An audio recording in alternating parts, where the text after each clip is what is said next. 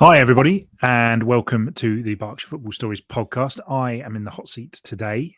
Rob has had to go to work, which is annoying. We are joined by Abby Ticehurst. Hello, Abby. Hello, hello. And we're joined by Bob Bacon again. Hello, Bob. Good morning. We have got a fair bit to talk about today. I am just looking for the agenda, which I was going to print out and then didn't because I haven't done this hosting bit for quite a while. So it's been a little while since I've sat in this chair. So just bear with me a moment. Here we go. Right, there is loads to talk about. We have got everything from Windsor.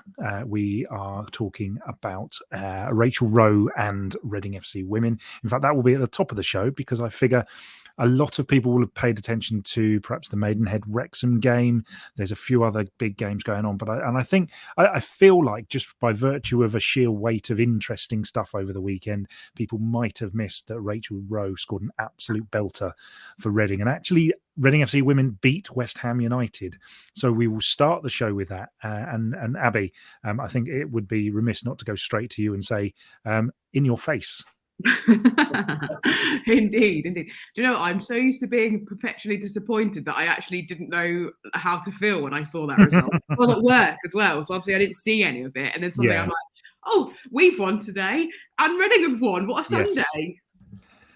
So, yeah. It was quite the result, wasn't it? Do you want to? Can you talk us through? Because it was a late goal from Rachel Rowe. She's had a habit of scoring these incredibly important goals, and that was just another one. And let's face it, that could be all they need, really. That 3 points could just about do it. Do you think, or do it?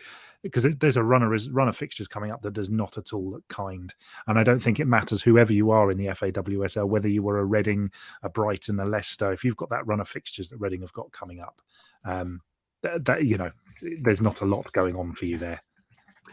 I am actually going to say that I think Charlie Welling scored the better goal in that game. Okay, fair enough. They were both great goals. I think it's more because it was the winner and because it was so vital that we got those 3 points. Maybe that's why Rachel Rowe's getting the headlines, but equally she does actually deserve the headlines. She's so pivotal to us. She just runs that midfield, which I sometimes think is the reason. Well, I think not necessarily there's too much pressure, but I think there is, like, we maybe lean on her a little bit too much. That's where we've struggled a little bit because we're expecting her to do all the work. Yes. But equally, she's just one of those players that she's happy to do the work. So yeah, but it was a great goal.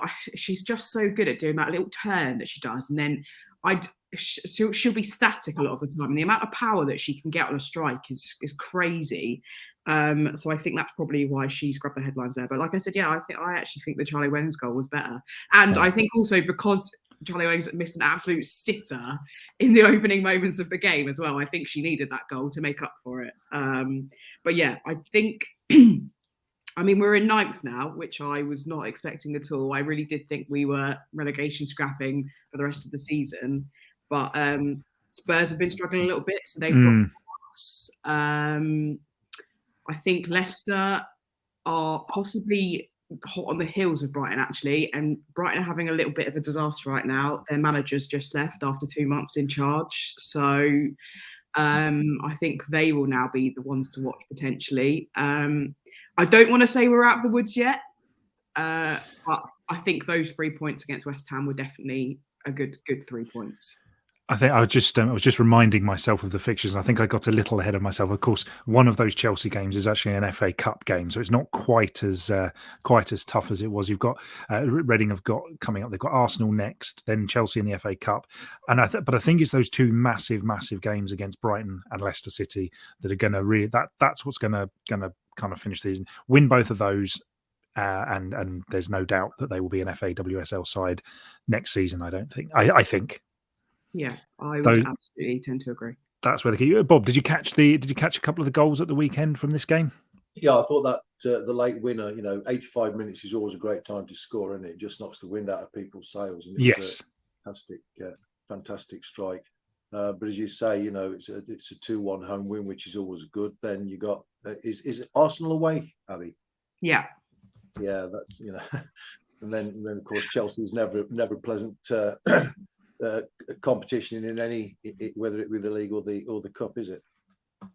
No, but I mean, it's not that long ago that we beat them 1-0 with that ridiculous 4-minute goal from Deanne Rose. So I mean, stranger things have happened, but the form that they're in right now would suggest otherwise. But you never know. It's the FA Cup. Who knows? Who knows? It'll be really interesting. There's obviously Chelsea have got a couple of Berkshire youngsters in their side. It'll be interesting to see if they get any game time during that FA Cup tie. You'd think they might just do, which would be really quite nice. So there we go. I just wanted to I saw some pictures of Deanne Rose was out and about. I wondered if we knew anything about when she might be back, because if she was back before the end of the season, that would be an enormous boost. Obviously, then having an absolute blinder and getting snapped up by one of the top 3 or 4 sides in the division. So maybe not. We'll see. Yeah, I don't know. It remains a mystery, because as far as I know, it's not an ACL or an MCL, and she seems to be, like you say, out and about. So who knows?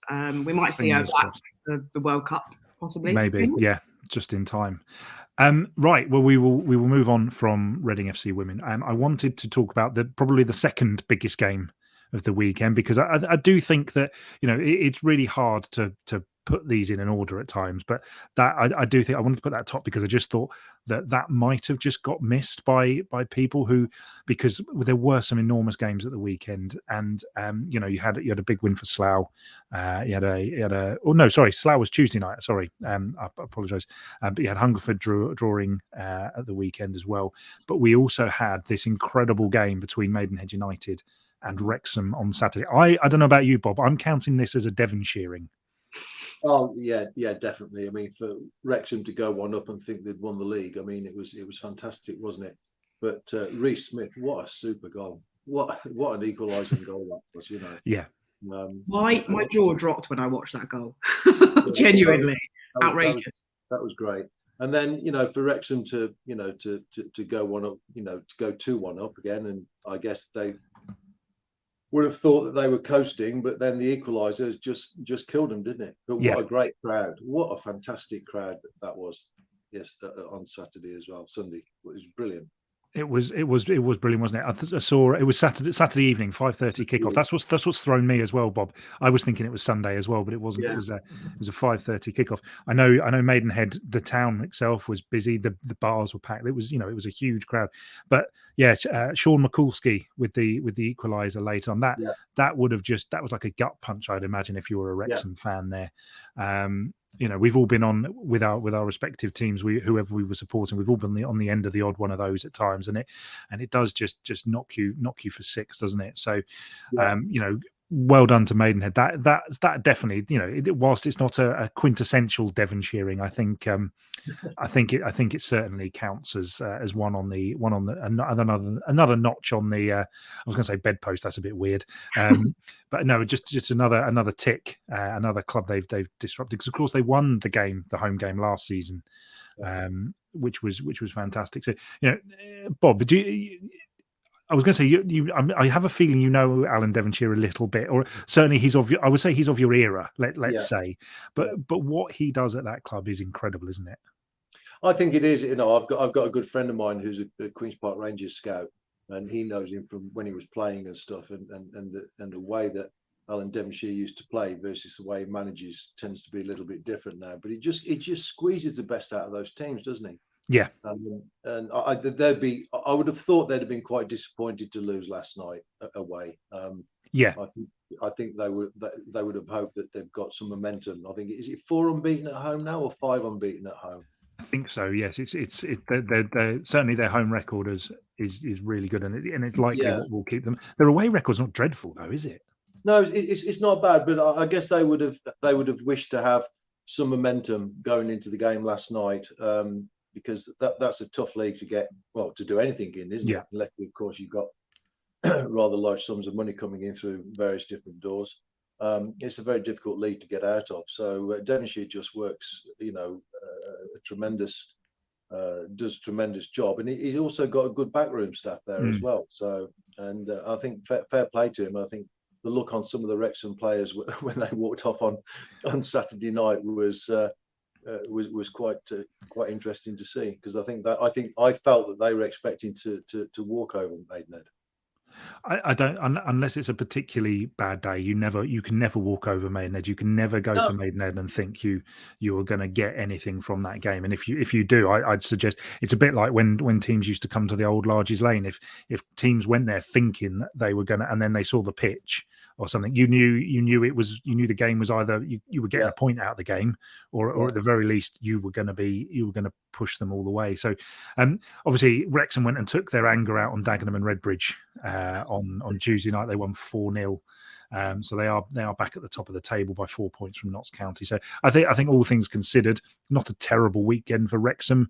I think, as you say, that sometimes you find in football, I think when you have a result, when you're the team that gets the result, like Maidenhead United got the result, you can often see, and I think especially this is very much when you, and maybe I'm talking nonsense, I don't know, someone will tell me, but sometimes especially when you're a part-time team or a semi-professional team, you can have that performance, and then the following game it's incredibly hard to get yourself going again for that. So it wasn't entirely a surprise that Maidenhead lost on Tuesday night, but there we go. These things happen. Maidenhead will not have any problems this season now. They're 10 points clear of the relegation zone. Can't take their foot off the gas, of course, but they are. I think they're good. Yeah. Shall we move on to what's going on at Windsor? Because Windsor FC dropped into the relegation zone over the weekend. They're on a run that. It's not inspiring a great deal of confidence. I don't think they've dropped like a stone. They started off the season, they were picking up some results, and Mick Woodham is as you know, Bob, as you know, Abby, Mick Woodham is very personable. He's a smashing guy, and he has in the past proven he can get performances out of players, and that's what you need in a manager at Combined Counties League level, of course, but it's just not happening at the moment. They do have 3 games in hand, but they're 2 points behind Wokingham and Emmbrook, who we'll talk about after this. Abby, you've probably seen them a little bit more this season maybe than myself and Bob, but it's not going right, is it? I think inconsistent is probably the word. They've had some really decent results against a few sides, and so but equally they've only won once so far in 2023. So they've just lost any sort of momentum that they had at some point at the beginning of the season. Yeah. They beat Hilltop as well, who they're also an inconsistent team, I'll be honest, because they're the team who beat Ascot last week to throw off the run. But yeah, just I don't know what it is. I just can't really put my finger on it, to be honest. They as well. So if I put my Ascot hat on now, they gave us a great game when we played. It took us a last minute winner against them when we went to Stag Meadow. So. I just genuinely cannot put my finger on it. I think I don't know if maybe things that are happening off the pitch are influencing things that are on the pitch, possibly. I guess they're just a bit all over the place right now, I think is what it is. That's an interesting. If there's some unsettlement off the pitch, it will affect on the pitch. That's human nature. I saw a couple more of the Windsor boys up at Binfield the other week, last Tuesday. And I looked at them and said, where did it all go wrong? And then I just got 5 minutes of diatribe coming back. And, you're losing at home. The next 2 fixtures look interesting. They've got to go away to Burnham. Then they're away, or they're home to London Lions. They're tricky. They're tricky games. And as Mick Woodham said after the game, you've got to score at home. And, I don't know, that's goal scorers are worth their weight in gold, aren't they? Yeah.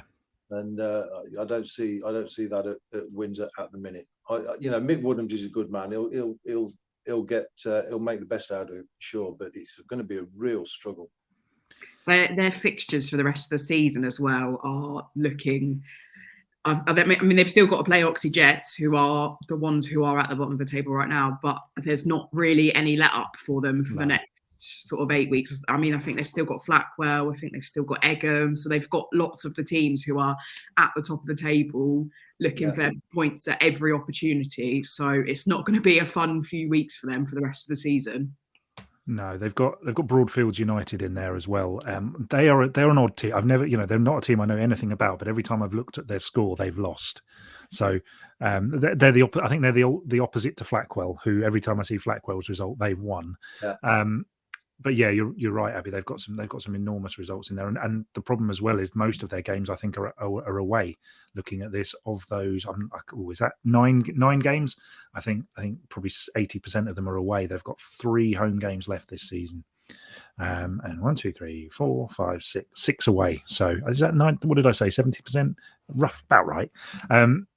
So, Bob, I was just going to jump to you on that because obviously you've been involved in a club. I can't seem to remember any major off the pitch issues when you were the chairman at Binfield, but you kind of answered it already. But is that because I always sort of think, well, how can what's going on? Because often the players they play, they go home again.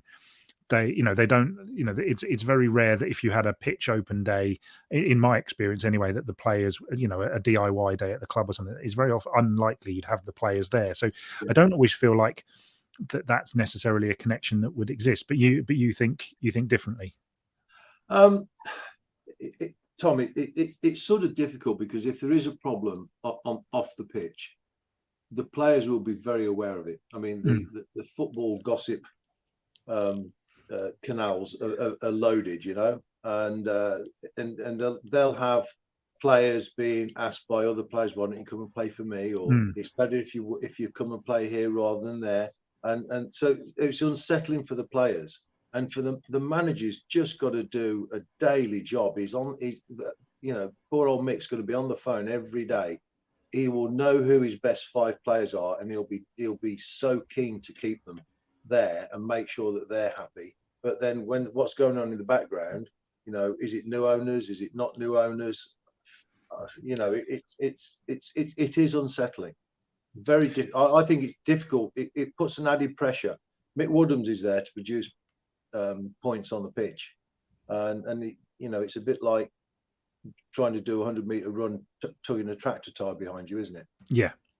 I feel sorry for him, but I feel sorry. I feel really sorry for the fans because, Windsor have always had a great group of fans and still have a great group of fans, and it's pretty soul destroying, week after week. Just on that, there has been some news this week about a possible takeover or possible investment. Kevin Stott, the current chairman and owner of Windsor FC, put out a statement saying he was due to meet Mark Cooper, but that meeting didn't happen. He's also said in a statement, "I have been exploring an opportunity with new potential owners who are incredibly successful entrepreneurs and who want to invest into this club in a way that would make the community proud. They are humble and thoughtful and want to do the right thing by all stakeholders. I always said I would hand over the reins if I found new owners, and I'm excited that I may have found them. I look forward to sharing more in a future update." Now, I'm sure this isn't worded in any particular way, but that suggests they're investors. But then Kevin suggests that actually they're going to buy the club. So I feel a bit unsure about what that step is. Is it investors or is it new owners? It will be. I'm sure that is more just I'm sure that's not on purpose. But it'll be interesting to see where that goes because whatever happens, whichever way it goes, people have got to get around the table and settle things down off the pitch. Yeah, it's tricky. It is indeed. It is indeed. Okay, we are going to have a quick break and then we will move into the next bit. We're going to talk about Wokingham Emmbrook. We're going to talk about Nicole Brown. Abby, I'm going to call on you for that one. And we're going to do a few previews of what's coming up. We might even talk about Tuesday night's results if I can quickly get them up on the computer. Hi, everybody. The Berkshire Football Stories podcast is sponsored by Ticket Pass. Ticket Pass are an ethical ticketing business. For every ticket you buy, they will send 50% of their admin fee to a charity of your choice. It can be local charities, it can be national charities, it can be worldwide charities. And this is something that we at Football in Berkshire wholly endorse, and we use this service ourselves. Separately, we are also supported by the Curious Academy, who are a digital skills business. They are in Reading. They are just a stone's throw from Reading Station, which is massively handy. And they also have some open office space as well, which I have used on several occasions, and it's really, really nice. As a digital skills academy, they are primarily focused. They'll take anyone, but they do have a real focus on young people, giving them confidence, giving them skills to get into the workplace, particularly digital skills and the like. So do go check out the Curious Academy. Hi everybody, we're back for part 2. For video watchers on our YouTube channel, you will have seen me talking about Ticket Pass and Curious Academy, which I enjoy both of those. Abby, you use Ticket Pass as well, don't you, for Ascot fixtures? And Bob, you in fact were the ones that made the introduction of Ticket Pass to us. They've been absolutely brilliant. So it's a really nice little system they've got there, and I really like going to the Curious Lounge. The Curious Academy is at the Curious Lounge in Reading, and it's at that really nice building that's on the corner just as you walk down from Reading Station on the town side, as opposed to the opposite side, which takes you over to the river. It's a really nice workspace. So if anybody fancies popping over there, go and have a look at their website. So I didn't really mean to do the adverts again. I just kind of started talking, and then there we go.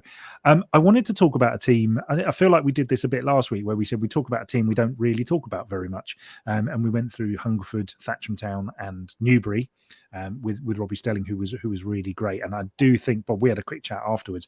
I think Robbie's going to be. He's got a poise to him, hasn't he? He talks well, and he's going somewhere, I think. It'd be interesting to find out where. Hopefully we gave him his big break, so we shall see. But Wokingham and Emmbrook, they've had 2 great results in a row. They have dropped Windsor into the bottom 2, and they seem to be flying. They beat Oxley Jets 2-0. They beat Wembley 2-1. That's off the back of a 4-0 defeat to Harefield United and a 1-0 defeat to your boys, Abbey Ascot United. I feel like they've been on the cusp of getting results most games, just going through their most recent results. They've not been far away from anything. I think the last time they got any sort of heavy defeat was 6-2 at Reading City in November. Otherwise, it's 2-1, 1-0, 1-0. I mean, I did mention the 4-0 as well, but still, they've been so close. They've just not had the results. I can't quite understand why they're down there. And Abby, what you've seen them most recently, I guess. Again, that's 2 really great results, isn't it? Yeah, definitely. Well, it took us a late-minute winner in the 92nd minute to beat them. Otherwise, it could have been points shared there. So yeah, absolutely, they're no fault of their own. They're playing great football. Just, I think, I don't even know if it is necessarily. I mean, I keep having this conversation about proven goal scorers. I think that just seems to be my catchphrase this season. I don't think it's necessarily even that. I think they're just a bit unlucky. But yeah, they've put together this little run. I think that win against Oxley Jets last night as well is really key for them, considering they are down the bottom of the table. So yeah, I think it's just there's still lots of games to go for this season as well. So I think that they are still potentially like building around their squad as well. They've got some younger players as well. So I think maybe just a little bit of inexperience from them is what is possibly holding them back slightly. But I think they've got a few games left still that are probably quite winnable, actually. I think they've got to play Chalfont at some point. That should be not like they could get points there, definitely. I think similarly with Windsor, they've got a few tricky games coming up as well. I'm pretty sure they've got Flackwell still to play, maybe London Lions as well. They're another tricky side, but yeah, I think there's definitely a few games for them left that they could definitely take some points at. And yeah, I think they just need maybe a little bit of a cushion at this point to just bump them up a little bit. But they're not down and out, that's for sure. No, a lumpy cushion on Saturday because they're away at Flackwell, aren't they? Yeah. Well, I mean, in all my years at Binfield, I never enjoy going to Flackwell because you just, as we've said before, you're always going to get a game there, aren't you? It was interesting, Bob. Obviously, you said goal scorers are worth their weight in gold, but and whilst Windsor's sort of goals against record in the league table doesn't necessarily suggest this, it does seem like they aren't conceding that many goals. they do seem, it's one here, it's two there. In terms of step 5 football, their defensive record actually is fairly decent. Yeah, it's not bad, is it? It's not bad at all, and they're certainly, they certainly aren't the worst defensive side in the Combined Counties League Premier Division, but I think it is obviously goals. They aren't scoring enough goals. They've got their top scorer, I think, Zhao Jardim with 7, which in the scheme of things, obviously, it's a different end of the table. But I saw last night, I think Ascot's top scorer's got 35. Now I don't think that's all in the league, is it? But he's got Brendan Matthews has got 35. So you can kind of see where the issues are, but I don't feel like defensively they're struggling too badly, Bob.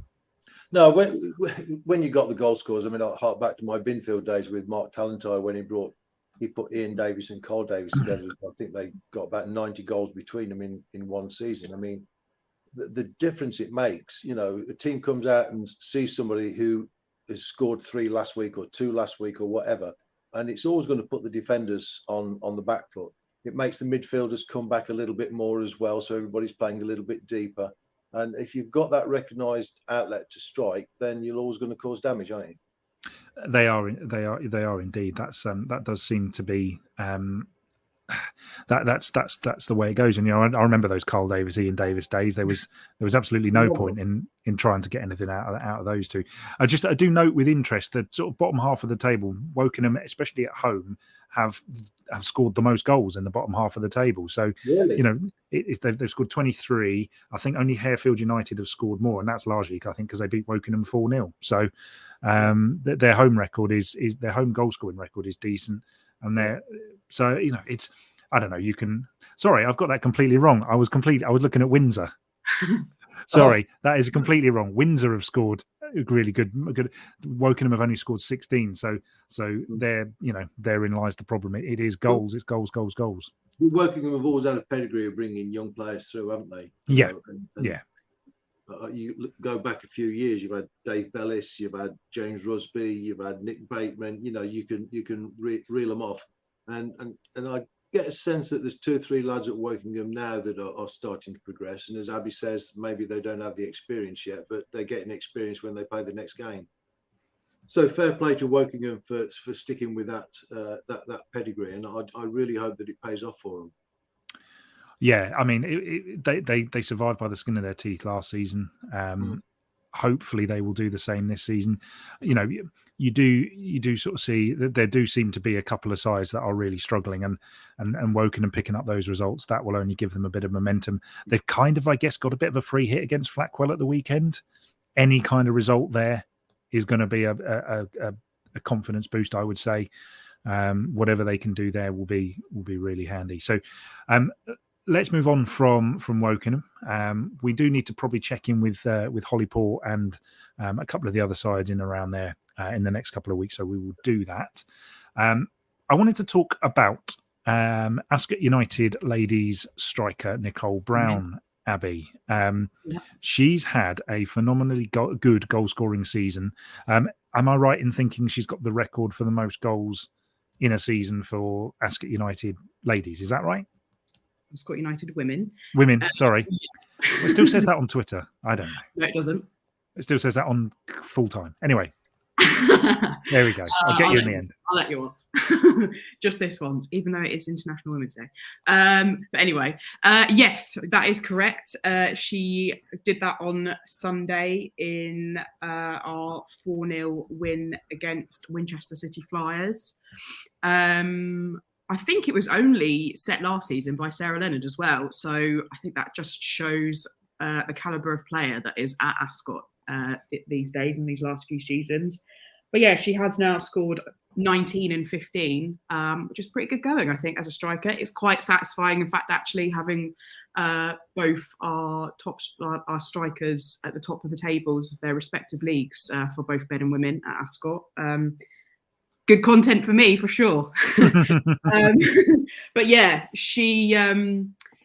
I need to put a couple of her goals out actually from the weekend because they were just sensational. Really, she is a defender's nightmare. I would not want to play against her at all. She's incredibly technically gifted. She's one of those people that doesn't necessarily always look in control of the ball, but it doesn't leave her feet. She's just one of those really irritating players. I think she'd say she's left-footed as well, but I think she's this is when I need like some proper stats sort of thing to go together. But I'm almost certain she's probably scored with both feet multiple times this season, probably 50-50, I imagine. Yeah, she's just one of those, and she could be like 1-on-1, 2-on-1, 3-on-1, and she'd still win the ball as well, and then have time to turn and make some ridiculous strike at goal. So yeah, I would not want to play against her for sure. It's quite an incredible record that she's got to beat that. If it was only set last season, that's really, really good. Where's she come from? Can you tell us a little bit about her? Is she Ascot through and through, or putting me under pressure now? I do not know. I'm sorry, Nicole. I genuinely don't know. That's really bad for me, isn't it? I think she's been at Ascot for a couple of seasons, definitely. I want to say she was at Fulham, but I might have made that up. I think she's definitely come through an academy at some point. Leave that with me, and I'll come back to you about that next week. Fine, we'll do this segment all over again next week, Abby. Well, hopefully she would have scored some more goals in the Southern Region Women's League Cup semi-final on Sunday against Wickham. So yeah, good. Okay, right. It is preview time. Unless anybody had AOB for the first bit of the podcast, we'll go straight into preview time, because we have got, at the very least, as far as I can see, two absolutely enormous games. The first one and we're going to talk about is a gigantic Berkshire derby as Slough Town host Hungerford Town. This one is, Hungerford need to win this game. It's one they'll have down as winnable. They've got quite a good record against Slough Town in recent season, especially at Bullpit Lane. Obviously, this one's at Arbour Park, but Slough are looking a little more comfortable now, albeit they have played quite a few more games than most of the teams around them. So, I'll roll back on what I just said and say Slough also need to win this game. So it's probably going to end up in a draw, I guess. But Bob, Hungerford have had a really they did lose just recently, but they've had a good run again, and they held Dartford on Tuesday night. There's still 6 points. They still need 6 points to climb out of the relegation zone, but they do have a few games in hand. How can you see them doing, and how impressed are you with what Danny Robinson's managed to do there? I think Danny Robinson's an impressive coach. He's a good man motivator. He puts his teams out to make them difficult to beat. The record, I think, that Hungerford have over Slough, I think in the last 5 games, Slough haven't won a game, have they? I don't think so, no. I think it's 2 draws and 3 wins or something like that for Hungerford. So, the Ides of March are in there for Hungerford. I think it's going to be a great game. I really hope it's a good game, because the good travelling support up there. But Dan will always put a side out that is difficult to beat, and they've got a hard core of 5 or 6 very, very good players, and I just hope that this game lives up to its expectation. It's difficult because Slough's sitting in 16th place, Hungerford in 23rd, something like that. 23rd they are. So Hungerford are going to be, as you say, they need the points, and even though they've got games in hand, they need the points. So you could argue that Hungerford would have the greater hunger for it, but never underestimate what Slough have got.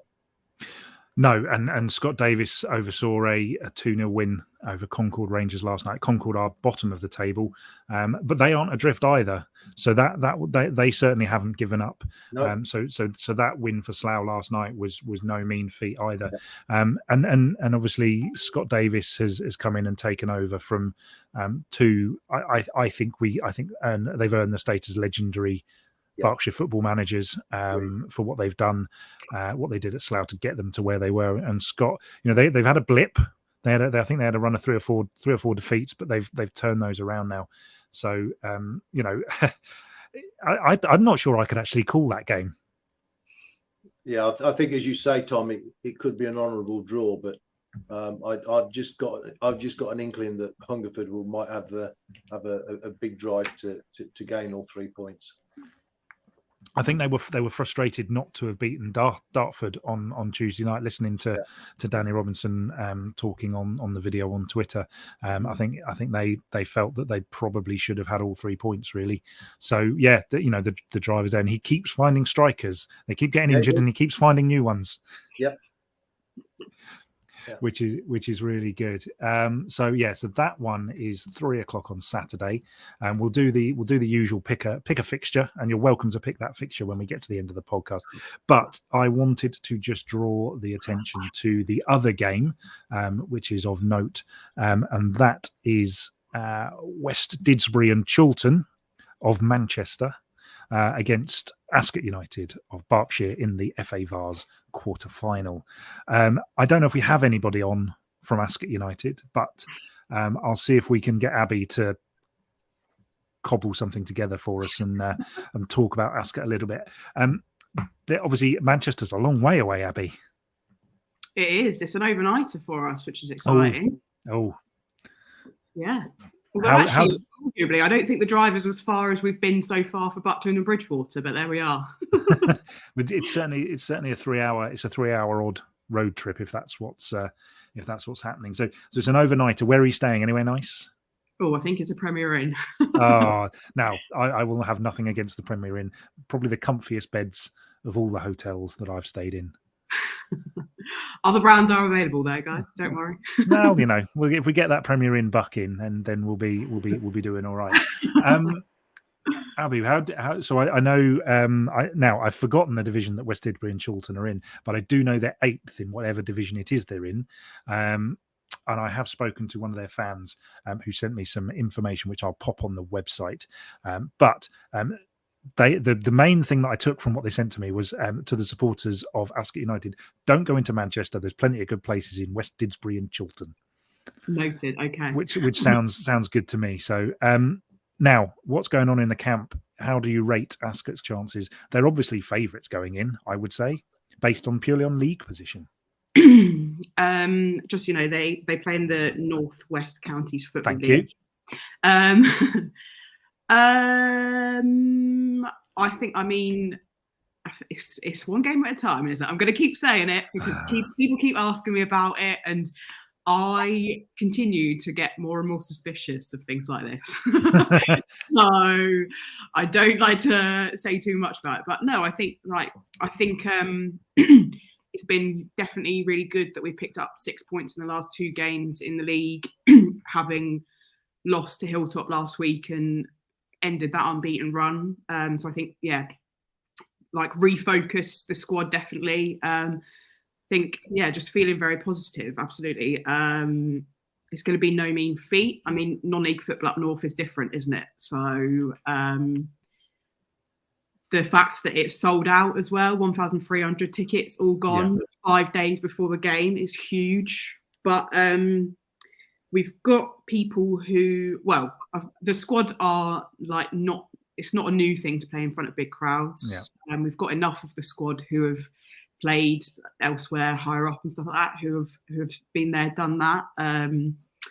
We've obviously got Ollie. I mean, he's injured right now, but Ollie Harris is in the squad, so he'll know what it's like. We've got Harry, who won it with Thatcher in 2018, so he'll know what it's like. I think that run that we had last season with the Bucks and Bucks Cup as well, playing in front of big crowds, that isn't going to be something that they're too worried about, I don't think. I think, if anything, it's going to be a drive because the atmosphere is obviously going to be incredible. So, I think I don't want to say quietly confident or anything like that, because, I mean, you don't get to this position in the competition by chance, do you? No. So we've done, despite the fact where they are in the league, that they've done well to get here. So, looking forward to it, definitely.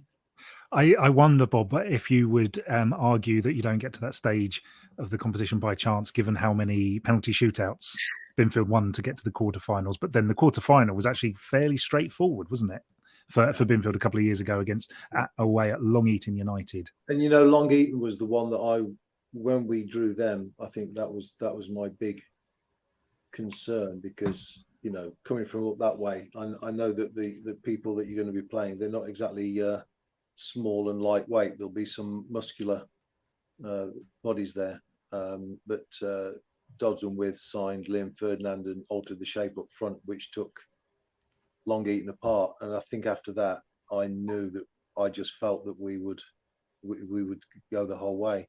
And it's going to be a tough game. I don't necessarily believe playing in front of big crowds affects the players at all, because I think they just get on with it. I remember asking Liam Gavin after Wembley what it was like, and he said after 5 minutes he didn't feel like I was playing at Wembley. I was just playing football.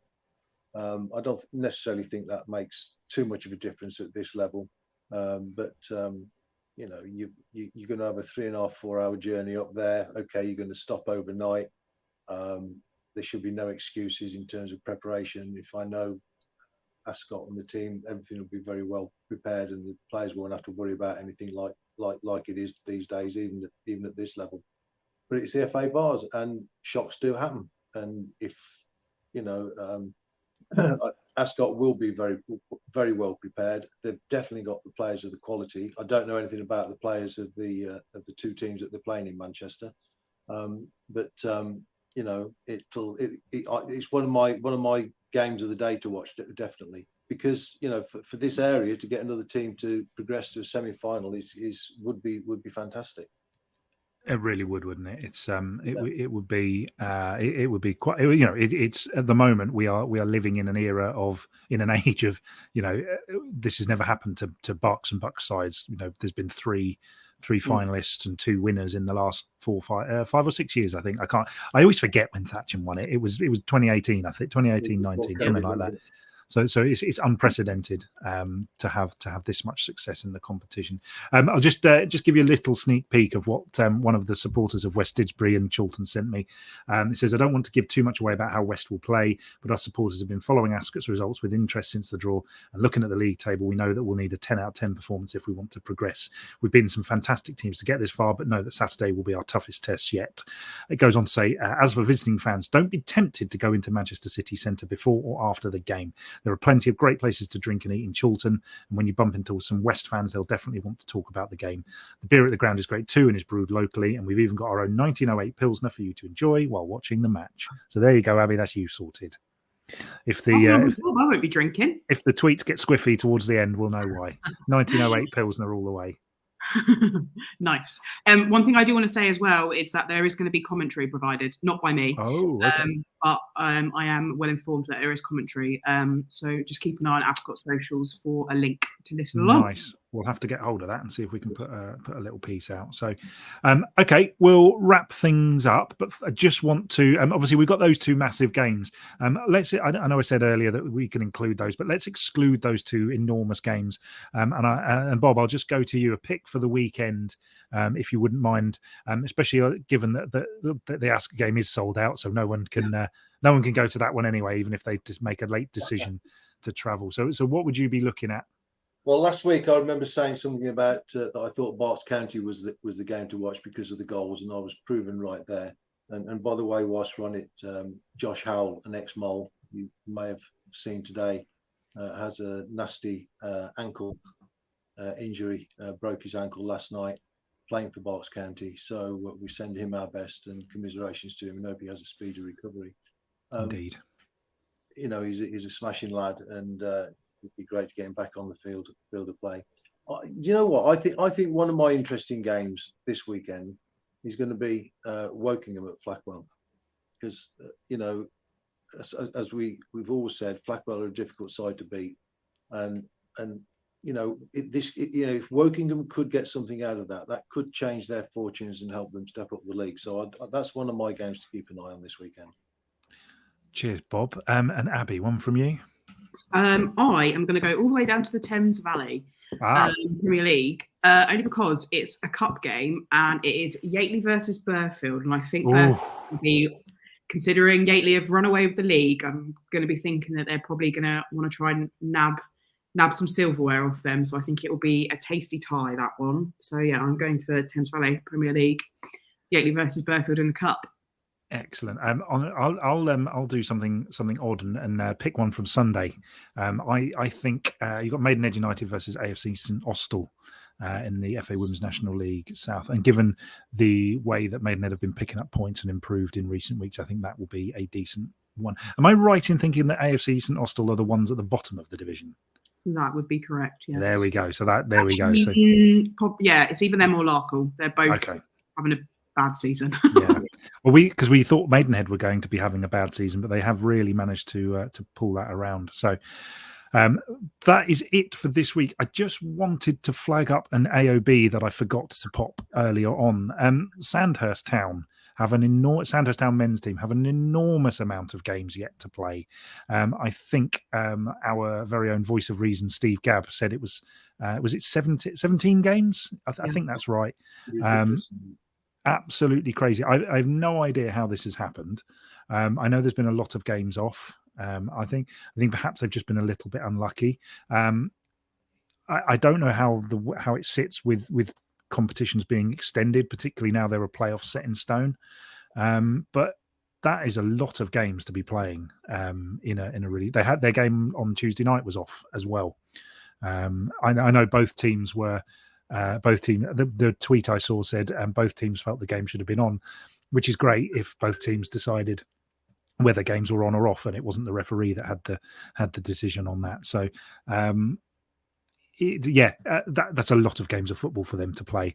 It will be really interesting to see how that affects how that affects them in the division, particularly as I guess their nearest rivals to the title, Langley, have been stuttering.